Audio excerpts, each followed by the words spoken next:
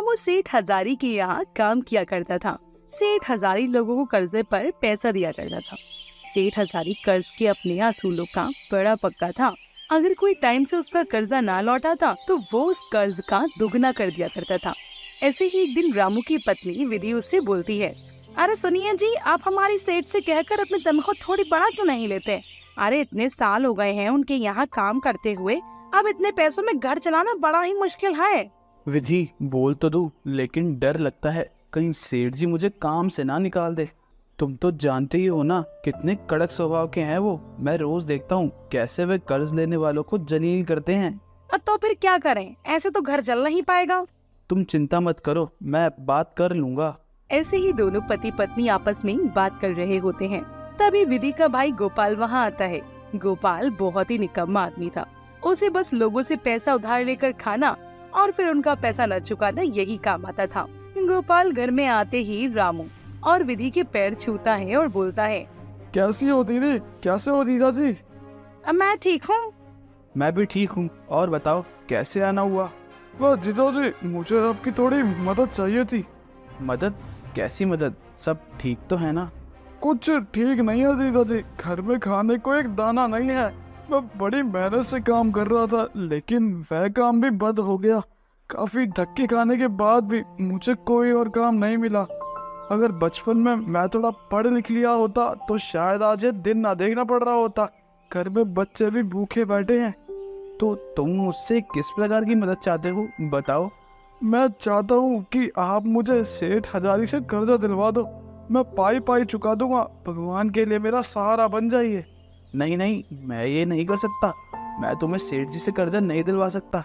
रहम कीजिए ना जीजा जी, क्या आपको मुझ पर भरोसा नहीं है? क्या आप चाहते हैं कि मेरे बीवी बच्चे भूख से तड़प कर मर जाए और मैं भी उनके साथ ही मर जाऊं? कैसी बातें कर रहे हो गोपाल? सही तो कह रहा हूँ दीदी। जीजा जी मेरी बात मान जाइए ना, भगवान के लिए मुझे कर्जा दे दीजिए। गोपाल गिड़गिड़ाता रहता है, लेकिन रामू उसे कर्जा दिलाने के लिए हाँ नहीं बोलता है और गोपाल वहाँ से चला जाता है। अगले ही दिन कुछ लोगों द्वारा पता चलता है कि गोपाल ने नहर में कूदकर आत्महत्या करने की कोशिश की है। कुछ लोगों ने उसे तैरकर समय पर बचा लिया है। ये खबर सुनते ही रामू और विधि जल्दी से गोपाल के पास जाते हैं, जहाँ उसकी बीवी बच्चे उसे लिपट लिपट कर रो रहे होते हैं। तभी रामू बोलता है, अरे पागल हो गए हो क्या? अपना जीवन प्यारा नहीं है जो ये सब कर रहे हो? तुम्हें काम नहीं मिल रहा तो काम की तलाश करो ना। आत्महत्या करके क्यों अपने बीवी और बच्चों पर अत्याचार कर रहे हो?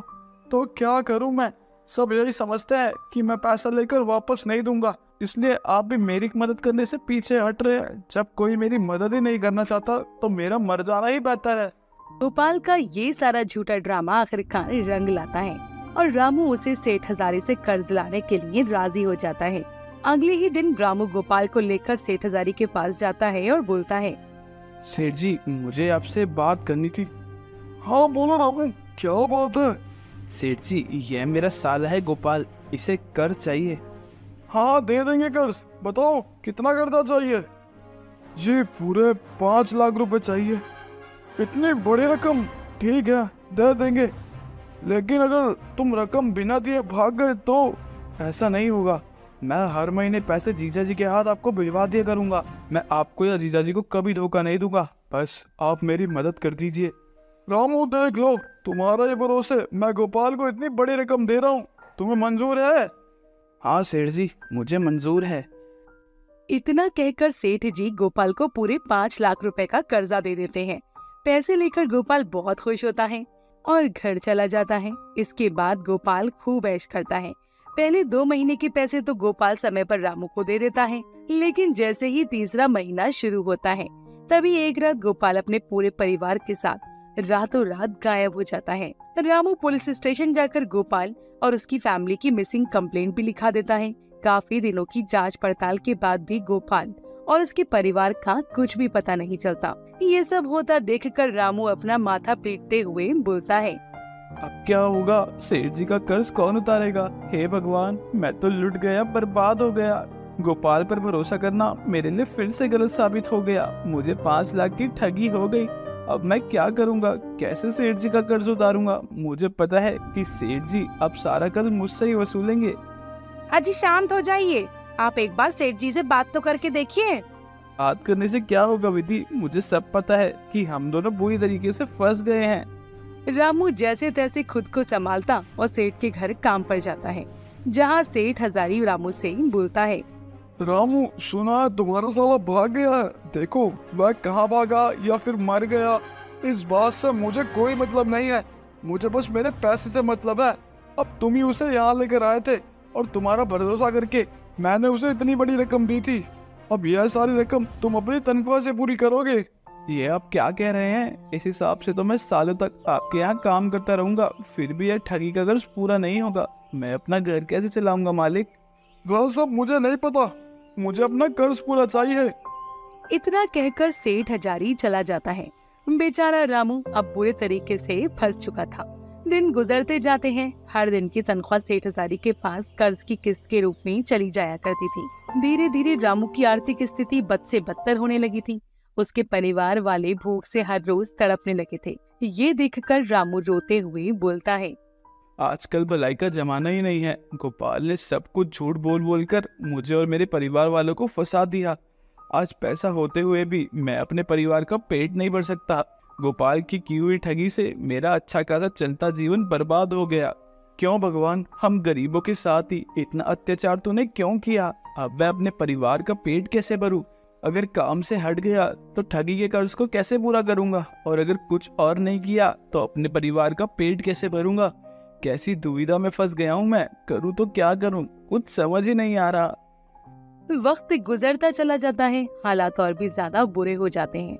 अब रामू दिन भर काम करता और शाम को हाथ फैलाकर लोगों के आगे मांग मांग कर अपने लिए और अपने परिवार के लिए भोजन जुटाया करता। पर अभी भी ठगी के कर्ज की आधी रकम भी नहीं उतर पाई थी। आधी अभी भी बाकी थी। ऐसे ही एक दिन रामू सेठ हजारी से ही बोलता है। सेठ जी, मैं मानता हूँ कि मेरी गलती थी जो मैं गोपाल को आपके पास कर्ज दिलवाने के लिए ले आया। मुझे नहीं पता था कि वह इतनी बड़ी ठगी करके भाग जाएगा। पर सेठ जी, इसमें मुझ गरीब की क्या गलती है? कम से कम इस कर्ज का कुछ हिस्सा तो माफ कर दीजिए, वरना मेरा परिवार भूख से ऐसे ही मर जाएगा। थोड़ा तो रहम कीजिए। तू अच्छे से जानता है रामू कि मैं अपने असूल का बहुत पक्का हूँ। मुझे मेरा पैसा वक्त पर चाहिए होता है, फिर चाहे तो अपनी किडनी बेचकर या अपना घर बेचकर या कुछ भी कर। मुझे मेरा बेचारी की बातें सुनकर रामू और ज्यादा परेशान हो जाता है। ठगी के कर्ज को उतारने के चक्कर में रामू का छोटा सा घर भी बिक जाता है, पर उसका कर्जा भी नहीं उतर पाता। हालात इस कदर खराब हो जाते हैं कि रामू और उसके परिवार की भिखारी जैसी हालत हो जाती है। तभी एक दिन गोपाल फतेहाल अपने परिवार के साथ गांव वापस लौटा। गोपाल को देखकर रामू यूं बोलता है। आ गए तुम। देख रहे हो, तुम्हारी ठगी की वजह से मैं और मेरा परिवार की क्या हालत हो गई है। मैंने तुम पर यकीन करके सेठ हजारी से कर्जा दिलवाया और तुम सब कुछ मेरे ऊपर छोड़कर फरार हो गए। शर्म नहीं आई तुम्हें ये सब करते हुए? मुझे माफ कर दीजिए जीजा जी। मैं अपनी गलती की कितनी भी माफी मांग लूं, लेकिन वह कम है। यहाँ से जब मैं वो पैसे लेकर अपने परिवार के साथ भागा तो कुछ दिन तो हमने बहुत ऐश की, लेकिन फिर वह पैसा चोरी हो गया और देखो हमारी हालत भी क्या हो गई। अब मुझे एहसास हुआ है कि गलत का नतीजा गलत ही होता है, इसलिए अब आपकी जगह मैं काम पर जाऊंगा और अपना सारा कर्ज उतारूंगा। अब तुम्हारे आने या ना आने से कोई फायदा नहीं है। मैं और मेरा परिवार तो बिखर ही गया। तुम्हारी एक ठगी की वजह से हमारी हंसती खेलती दुनिया उजड़ गई। चले जाओ यहाँ से और दोबारा फिर कभी मुझे अपनी शक्ल भी मत दिखाना। मेरा तुमसे और तुम्हारे परिवार से कोई रिश्ता नाता नहीं है। इतना कहकर रामू गोपाल को वहाँ से भगा देता है। इसके बाद रामू यूं बड़े ही मुश्किल दिन बिता कर जैसे तैसे करके गोपाल की ठगी का कर्ज सेठ हजारी को लौटा ही देता है और फिर से अपने परिवार का पालन पोषण करना सुचारू रूप से चालू करता है।